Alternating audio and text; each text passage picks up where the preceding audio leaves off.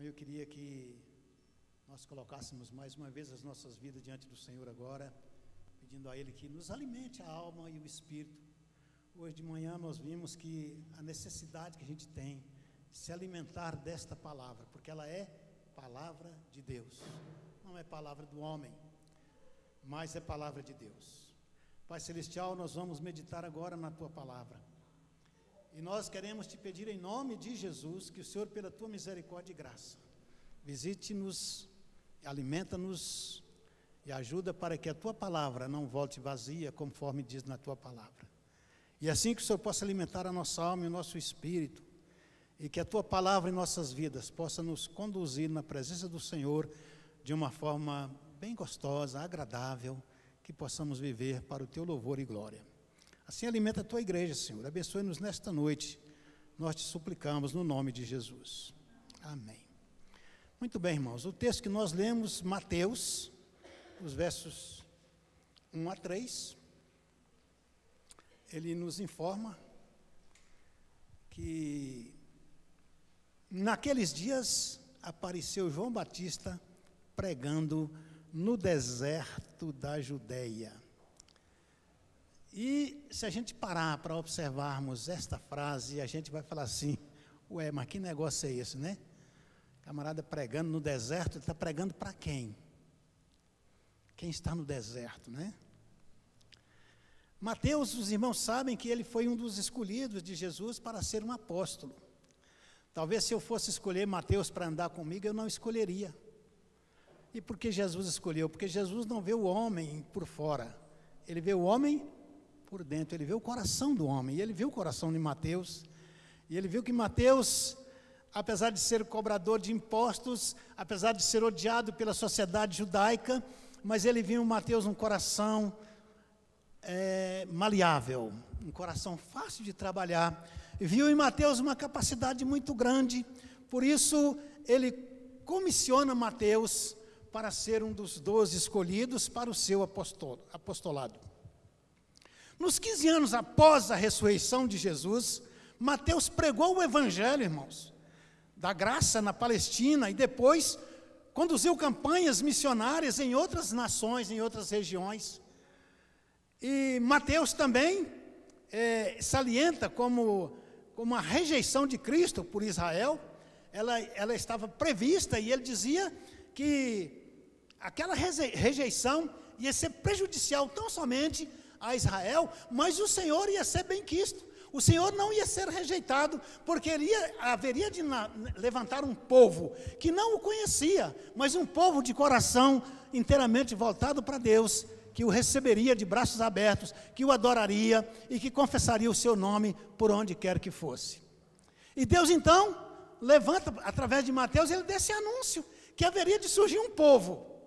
Jesus diz para o povo, para os seus contemporâneos, que haveria um só rebanho e um só pastor. Mas esse rebanho não estava limitado tão somente à nação de Israel. Esse rebanho, ele estava limitado nas fronteiras do mundo, da terra.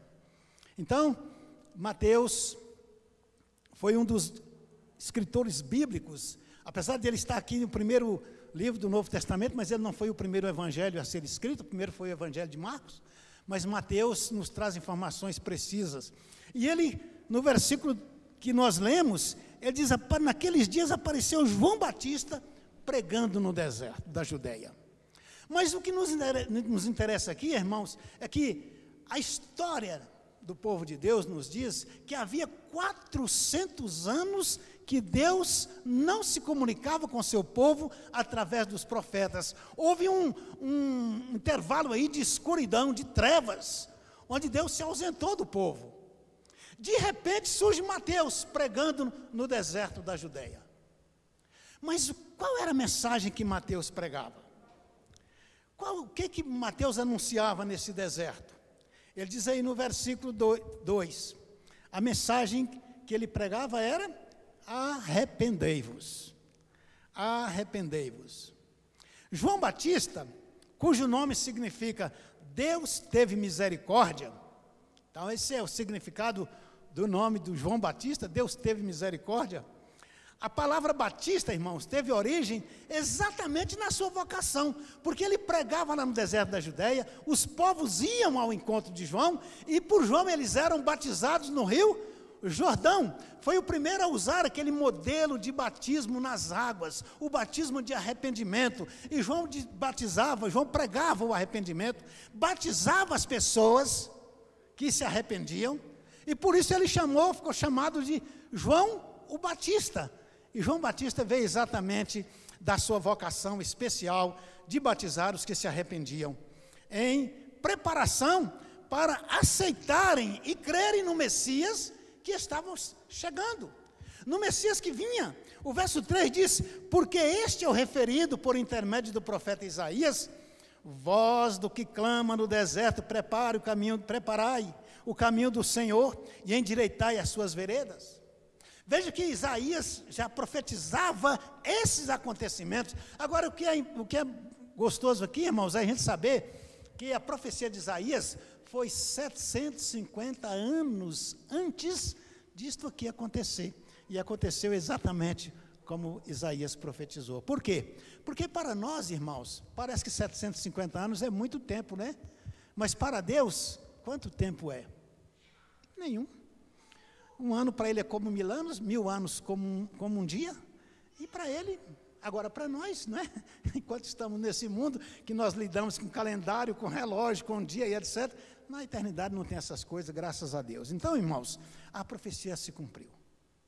Mateus registra e ele dá a origem da profecia. Ele diz que Isaías, conforme Isaías anunciou na sua profecia, voz do que clama no deserto, preparai o caminho do Senhor. A mensagem de arrependimento que João Batista pregava era exatamente preparando o povo para receber o Messias prometido que estava chegando.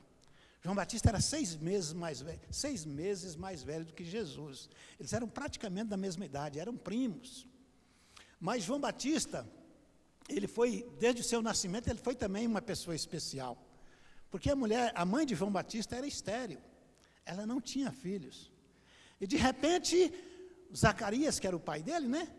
Houve um anjo aparece para ele e diz para ele que ele ia ser pai de um menino especial, e que esse menino haveria de ser nazireu de Deus. O nazireu é aquele que não corta o cabelo nem a barba. Agora você imagina o João Batista, com 30 anos, pregando no deserto. A Bíblia diz que a roupa dele era de couro de camelo, e ele alimentava de gafanhotos e mel silvestre. Imagina essa figura, que nunca tinha cortado o cabelo, nunca tinha feito a barba, mais ou menos 30 anos de idade, e ele anunciando uma mensagem de arrependimento. Mas o povo creu por quê? Porque ele fazia um apelo, o apelo dele era para o arrependimento. O arrependimento, meus irmãos, ele é caracterizado por quê? Muitas vezes nós frequentamos a igreja por tanto tempo e às vezes se pergunta para a gente assim, o que é arrependimento? E a gente vai pensar muito antes de dar a resposta, né? Porque a gente nem sempre está com a resposta na ponta da língua. Mas o arrependimento, ele é caracterizado por uma decisão que leva o arrependido a uma mudança de vida e, consequentemente, mudanças de atitudes. Eu diria, mudança de caráter. Que sucessivamente leva a uma mudança de objetivo, consequente também mudança de ações. O arrependido, antes do seu arrependimento, ele vivia de um jeito. Ele arrependeu-se, ele agora passa a viver de outro jeito. Então, isso caracteriza o arrependimento. Em Provérbios 28, 13, está escrito assim: o que encobre as suas transgressões, jamais prosperará.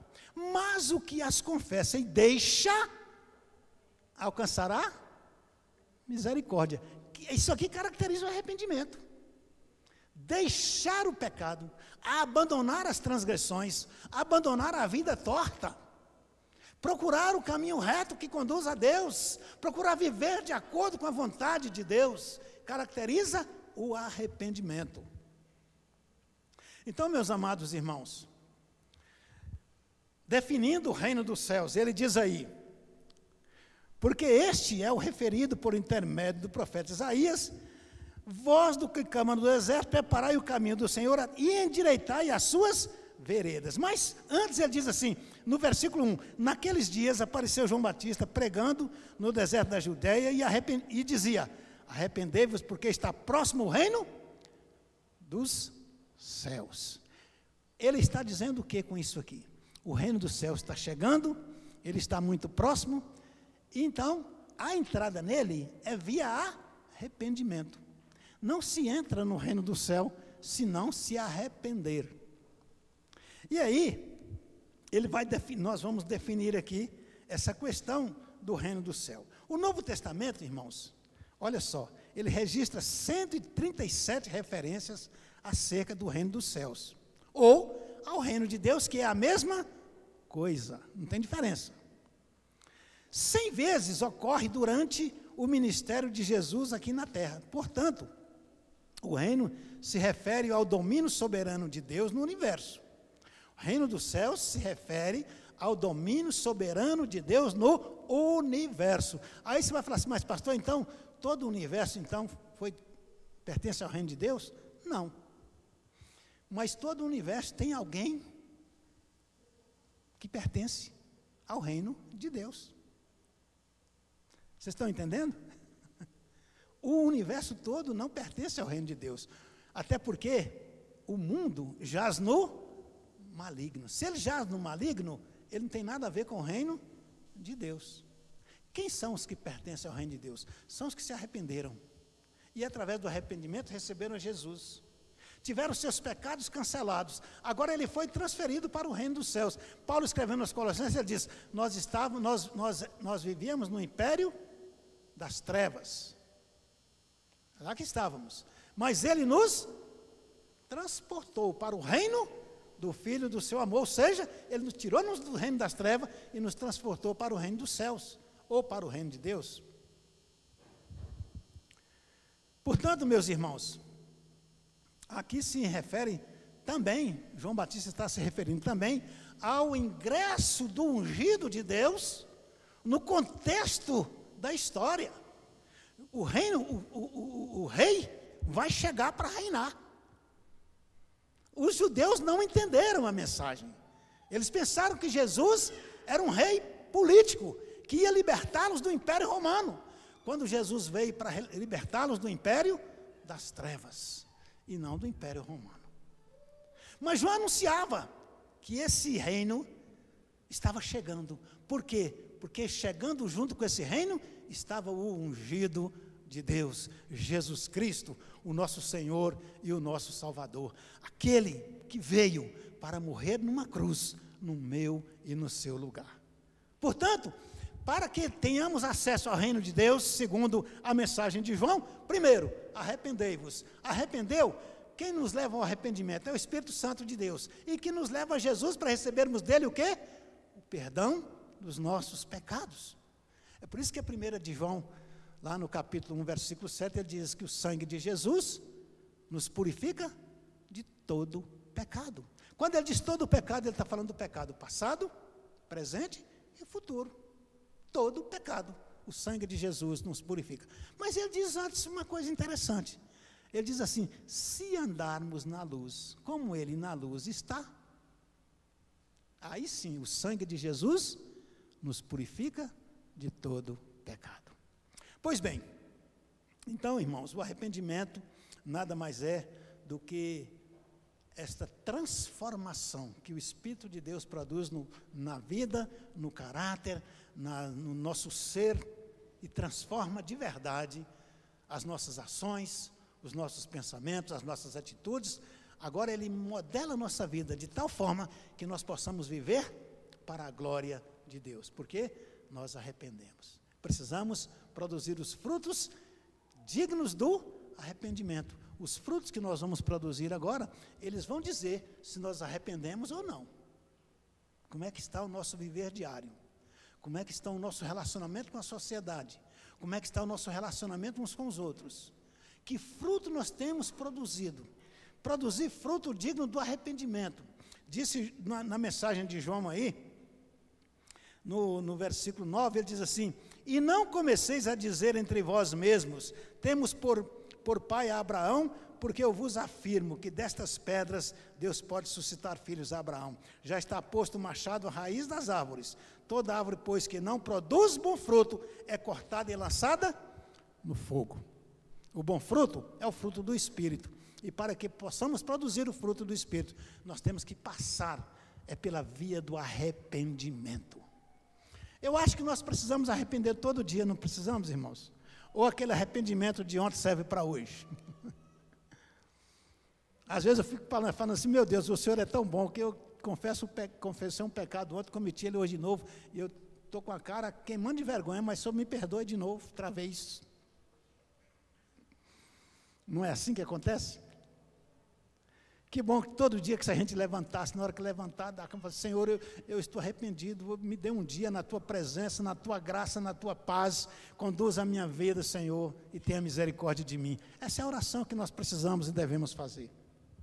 Então, irmãos, a mensagem de João Batista, ela visava esclarecer o povo que a vinda do Rei Divino estava prestes e vinha para vencer todo o poder das trevas e aniquilar todo o poder do pecado e da morte.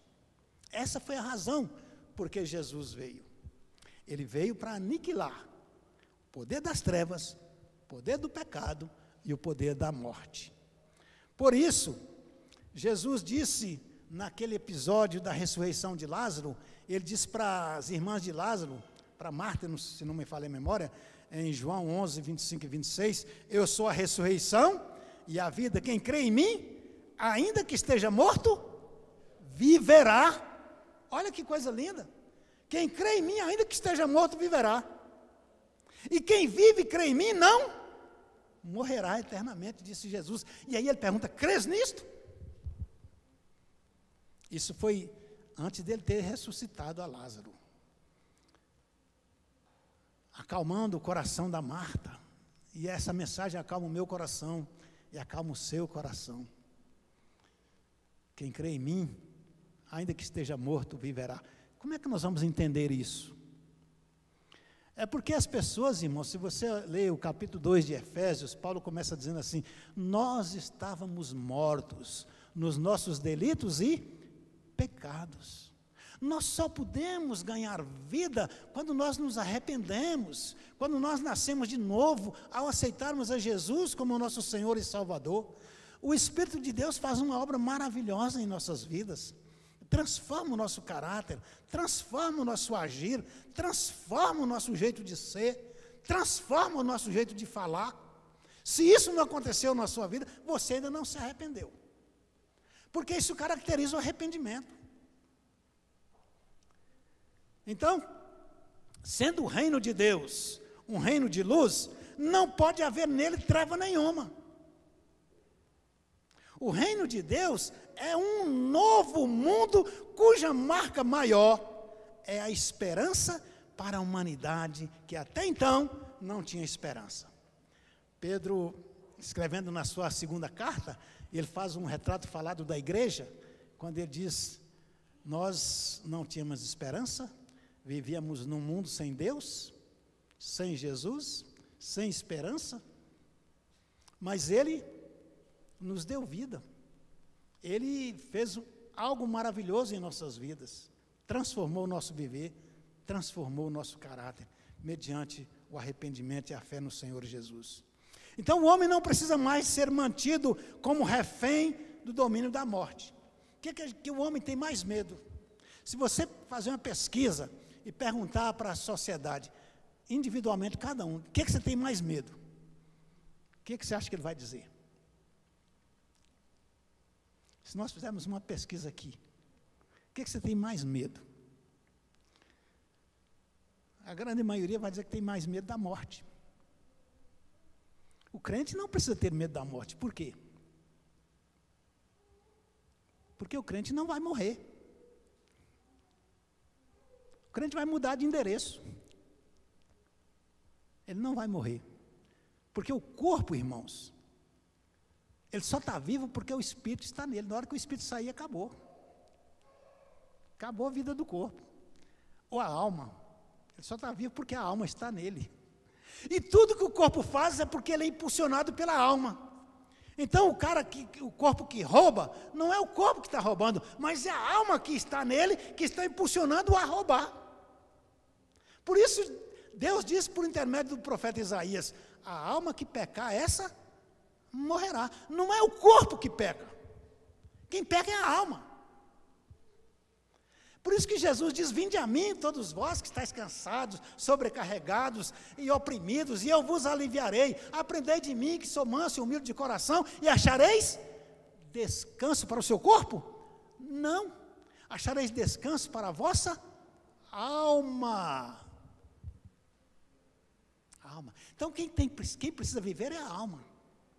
Esta não pode morrer. Quem mata a alma? O pecado. Mas quem mata o pecado? Jesus.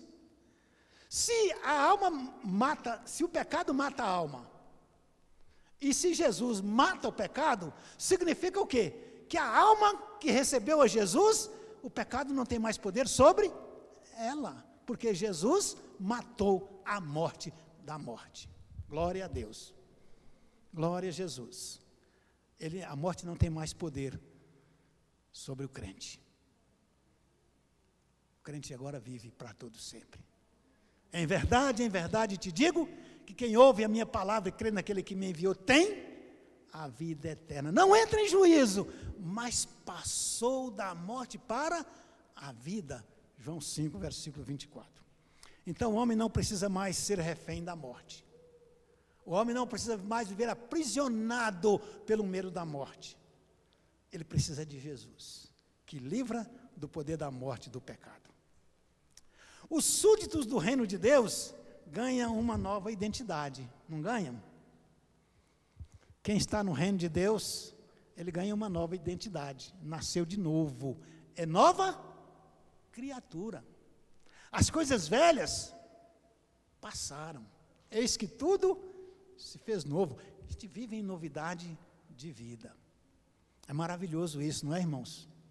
É maravilhoso isso. Graças a Deus. Então, 1 de Pedro 2, 9 a 10, ele faz um retrato falado da igreja e diz assim: vós, porém, sois raça eleita. Então, se nós arrependemos, e se nós fomos a Jesus, e ganhamos o perdão dos nossos pecados, porque Deus nos elegeu para isto. Em Cristo Jesus, Ele nos perdoa. Em Cristo Jesus, Ele nos garante a salvação. Ele diz: vós, porém, sois raça eleita. Eleita por quem? Eleita por Deus. A igreja é uma raça eleita. Deus elegeu a nação de Israel, que começou com Abraão, mas a nação de Israel não honrou a eleição de Deus. Por isso, Ele agora elege a igreja. Ele elege a igreja agora é raça eleita, é sacerdócio real, é uma nação santa, é povo de propriedade exclusiva de Deus, a fim de proclamardes as virtudes daquele que vos chamou das trevas para a sua maravilhosa luz. Glória a Deus, aleluia. Onde nós estávamos? Nas trevas, mortos nos nossos delitos e pecados, mas Deus nos deu esse presente maravilhoso. Ele nos elegeu em Cristo Jesus, para sermos sacerdote real, para sermos uma nação santa, para ser um povo de propriedade exclusiva de Deus, mas com uma responsabilidade, com um objetivo. Qual o objetivo? Proclamar a sua maravilhosa luz. E aí ele diz: vós sim, que antes não erais povo, mas agora sois povo e povo de Deus. Que não tinhais alcançado misericórdia, mas agora alcançamos a misericórdia. Graças a Deus. Louvado seja o nome do Senhor. Então, irmãos, o crente tem que viver uma vida de triunfante, triunfo, porque nós fomos realmente abençoados. Deus nos alcançou com a sua misericórdia. Ele nos elegeu em Cristo Jesus. Ele fez-nos novas criaturas. Ele nos deu uma nova identidade. Quais são as implicações do arrependimento? João Batista diz: arrependei-vos. Quando Jesus mandou aqueles 10 discípulos pregar o evangelho, ele diz para eles também o que eles deveriam falar, não é? Ele diz: ao chegares numa casa, entrai nela e abençoe aquela casa. Se houver ali algum filho da bênção, a bênção será recebida. Se não houver, a bênção vai voltar para vocês. Mas se onde vocês passarem, vocês devem dizer: arrependei-vos, porque está próximo o reino do céu.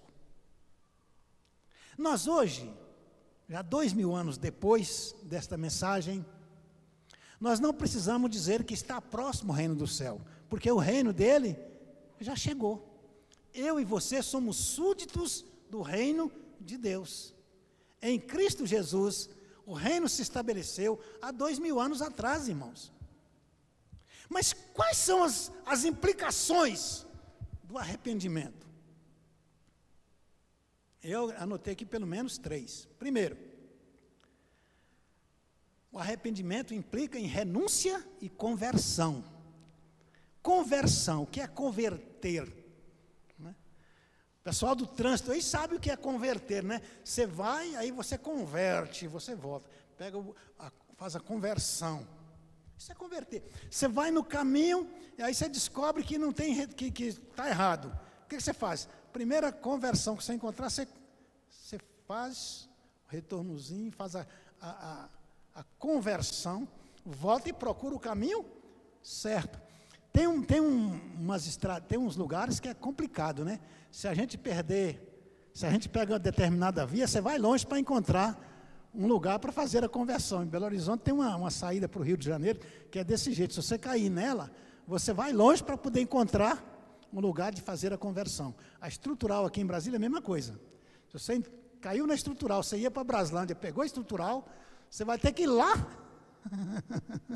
bem longe para poder fazer a conversão. Então, converter é isso, irmãos. É descobrir que o caminho que você está indo não está legal, está errado, e eu preciso me converter e procurar o caminho certo. Então, arrependimento implica em renúncia e conversão. Se alguém quer vir após mim, a si mesmo se nega, é renúncia. Renunciar o quê? Vamos renunciar os apetites carnais. Vamos renunciar as propostas mundanas, vamos renunciar o caminho que nos afastam de Deus, vamos renunciar aquilo que nos separa da graça e da misericórdia de Deus. Tudo isso tem que ser renunciado. Isso caracteriza o arrependimento, isso caracteriza a conversão. Não há nascimento para o reino sem obediência aos mandamentos de Jesus e uma disposição para ensinar a palavra de Deus. Você já percebeu que quando a gente se converte, você quer falar de Jesus para todos que você conhece, e quer mostrar para ele, quer ensinar para ele o caminho que conduz a Deus. Essa disposição tem que estar na nossa vida. Isso chama, irmão, fazer discípulo, ensinar aquilo que nos foi ensinado. Nós aprendemos acerca da salvação, não é para a gente ser salvo simplesmente, não, é para que você possa levar outros também a Jesus. O caminho da salvação, o caminho que conduz a Deus, o caminho da vida eterna na presença de Deus. Porque o caminho da perdição, o caminho do inferno, esse aí é escancarado. E tem muita gente trafegando nele, e é triste isso, lamentável isso. Mas é preciso retornar, é preciso converter, é preciso fazer o retorno, retornar a vida para os caminhos de Deus. Segundo aspecto do arrependimento, ele nos leva a uma submissão e capacidade para andarmos de acordo com a vontade de Deus. Isso é uma obra do que o Espírito de Deus faz nas nossas vidas. Isso não é produto da carne e do sangue do homem, não. Isso é da misericórdia de Deus, porque quando nós nos convertemos, quando nós arrependemos, quando nascemos de novo, a Bíblia diz que o Espírito de Deus vem habitar em nós. Ele vem habitar para quê? Para conduzir as nossas vidas. Por isso, Paulo diz, não apagueis o Espírito. Eu preguei sobre isso um dia desse aí atrás, uns 3 domingos atrás. Não apagueis o Espírito de Deus que habita em vós. Por quê? Nós precisamos dele vivo em nossas vidas, porque ele vai dar direção ao nosso caminho. Ele é a bússola do nosso norte. Ele nos vai dar sabedoria e vai nos conduzir nos caminhos reais do Senhor. Então, não há nascimento para o reino sem obedecer os mandamentos de Deus sem o arrependimento. Terceira e última aspecto do arrependimento é que ele cria em nós uma contínua produção do fruto do Espírito. A gente está sempre, continuamente, produzindo fruto do Espírito. Por quê? Porque ele habita em mim. Ele está vivo em mim. Então, eu devo produzir o fruto do Espírito. E aí, você pode perguntar assim, mas pastor, quais são os frutos do Espírito?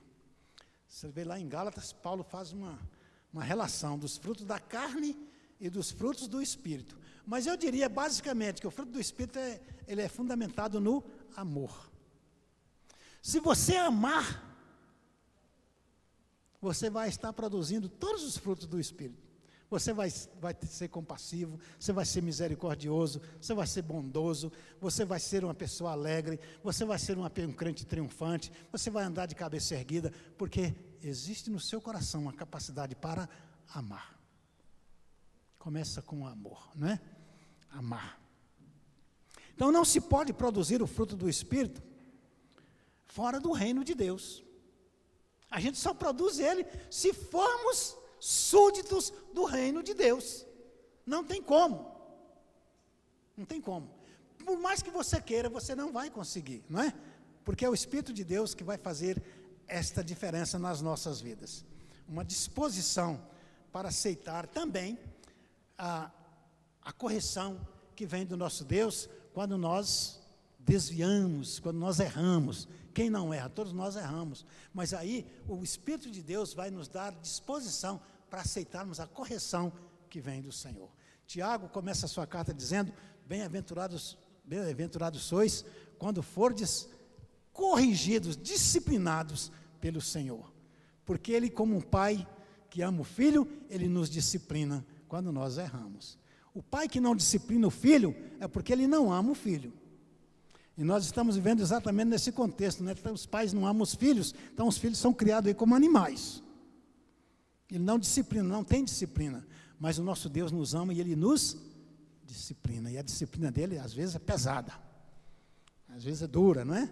Então vamos produzir frutos bons, para que Ele, pela sua misericórdia, nos ajude a sermos esses cidadãos do reino, a sermos esse cidadão dos céus.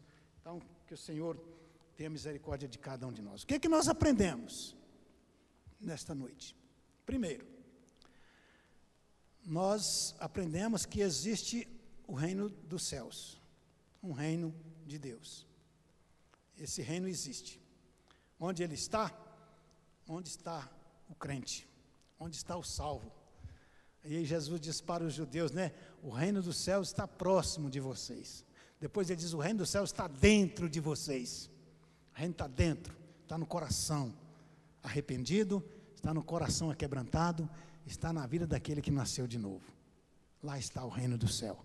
Onde você estiver, você pode pegar um foguete aí e fazer um passeio em Marte. Tem muitos americanos ricos aí que estão comprando, né, passeios para Marte. Quando as naves estiverem podendo levar pessoas lá, já tem gente com a passagem garantida para passear em Marte. Não sei para ver o que lá, fazer o quê. Mas você pode ir passear em Marte. Quando você chegar lá, você lá vai estar representando o reino dos céus. Lá também vai estar o reino do céu, porque você vai estar lá. Somos súditos do reino de Deus. Aprendemos isso nesta noite. Isso só pode ser conseguido como?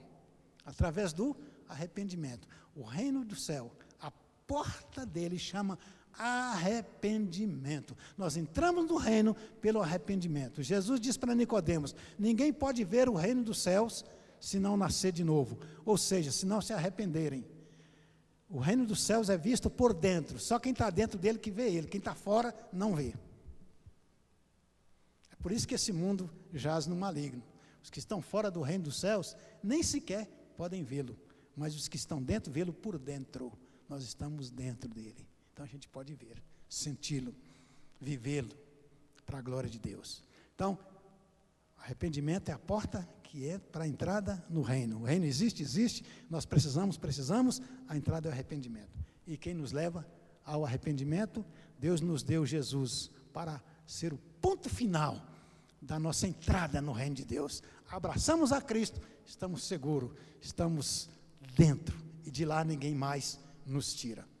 O que mais nós aprendemos nesta noite? Aprendemos que o arrependimento nos leva a produzir frutos que caracterizam que nós verdadeiramente arrependemos. Então, se chega um camarada lá, faz uma proposta indecente para você, você vai falar o que com ele? Aqui eu me lembro do Cláudio, que ele me contou a história do estacionamento. Ele disse, se eu não fosse crente, eu ia pegar esse cabo pela orelha e dar-lhe dar uma lição. Mas eu sou crente. Aí é o fruto do arrependimento. É o fruto de que verdadeiramente... Um dia desse eu estava lá na chácara e chegou um rapaz assim, quanto é que o senhor paga de luz aqui? Eu pago 100, 120. Ah, se o senhor quiser pagar R$40, eu vou botar um aparelhinho aqui no seu relógio e sua conta vai cair para R$40. Eu falei, ah, é? E você está me incentivando a ser ladrão. Você está me incentivando a roubar. Porque se eu pago 100 e passar a pagar 40, significa que eu estou roubando 60, através de um aparelhinho que você vai colocar no medidor de energia. E o dia que chegar o camarada da SEB aqui, abrir o relógio e identificar esse aparelho aí, eu vou pagar tudo aquilo que eu deixei de pagar. Você tem que tomar vergonha na tua cara e ter cuidado com as pessoas que você fala para fazer esse tipo de proposta. Porque essa aí eu jamais aceitarei. Então, irmãos, a gente é provocado a cair nas armadilhas de Satanás. Ele faz a armadilha, ele bota a isca, se você não tiver cuidado, você vai acabar mordendo a isca dele e caindo na armadilha dele. Então nós aprendemos que quando nós entramos no reino dos céus, nós vivemos como súditos do reino de Deus. Como é que nós estamos vivendo? Como é que nós estamos relacionando com as pessoas? Como tem sido a nossa conversa com as pessoas? Nós temos falado do reino? Será que nós temos demonstrado que nós somos um povo diferente? Que nós não somos do reino desse mundo? Aí conta-se uma história de um rapaz, né, que é verídica. Ele ficou numa vigília na igreja da Ceilândia até 3 da manhã. Aí estava chovendo, ele pegou uma capa, né, vestiu aquela capa assim, aí saiu da igreja e ia. Aí ele encontra com uns assaltantes, o cara bota a arma nele, isso é um assalto. Aí ele olha para ele e diz assim, eu não sou desse mundo. Rapaz, quando ele diz, eu não sou desse mundo, os caras saíram voados, né? Porque a figura já era de fazer correr, né? Ele está enrolado naquela capa, era mais ou menos que nem o João Batista. Aquela figura assim, esquisita. Eu não sou desse mundo. Quando ele disse, eu não sou desse mundo, os camaradas saíram voados. Então é assim, irmãos, o fruto do arrependimento, nós precisamos demonstrar que nós arrependemos e que nós somos súditos do reino de Deus e que, como tais, nós temos cuidado com a nossa vida, com aquilo que falamos, com aquilo do jeito que vivemos. Que seja isso para a glória de Deus. Amém? Glória a Deus. Vamos ficar em pé para a gente orar um pouquinho? E em seguida a oração, Ministério de Louvor, por gentileza. Pai Celestial, nós queremos agradecer ao Senhor porque o Teu reino nos foi dado de presente. O Senhor nos deu esse presente vindo do céu. E na pessoa de Jesus Cristo nós tomamos e nós somos participantes do Teu reino, porque Jesus é quem nos introduz nele. É Jesus quem nos capacita a sermos súditos deste reino. Muito obrigado, Senhor da glória, porque na cruz Jesus pagou o preço da entrada no Teu reino.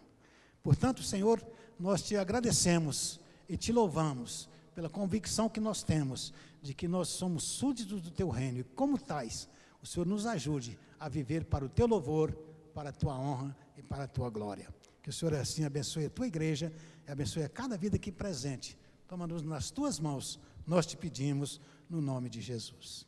Amém? Podem sentar, irmãos. Ministério de Louvor para um cântico. E enquanto os irmãos estão cantando, nós teremos a oportunidade de contribuirmos com o reino de Deus através dos nossos dízimos e as nossas ofertas.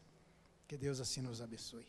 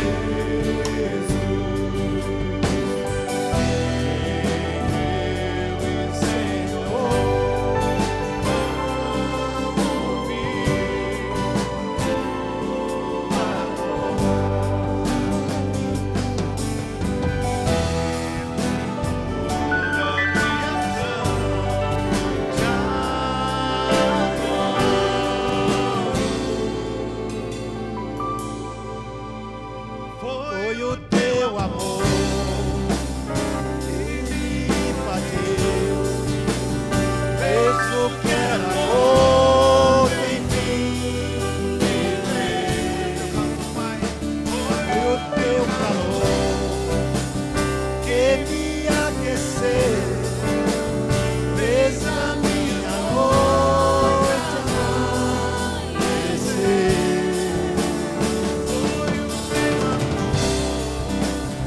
Que me invadiu, fez o que era bom em mim viver. Foi o teu calor que me aqueceu, fez a minha noite amanhecer. Então eu cantarei para ti. Então eu viverei para o teu louvor. Então eu cantarei para ti. Eu quero ver a igreja. Então eu viverei.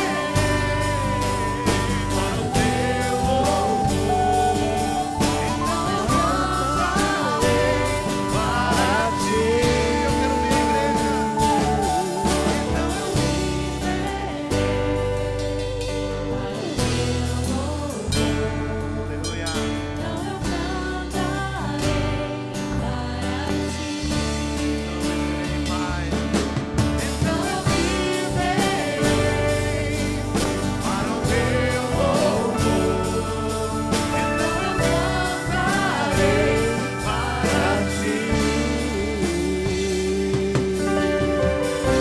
Glória a Deus.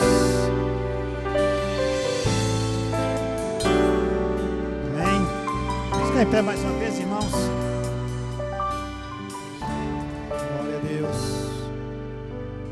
Glória a Jesus. Obrigado, Pai Celestial, por esta oportunidade de te adorar, louvar e bendizer o teu nome, meditarmos na tua palavra santa, bendita, poderosa, transformadora, palavra que nos conduz ao teu reino, palavra que alimenta a nossa alma, palavra que mata a sede e mata a fome da alma.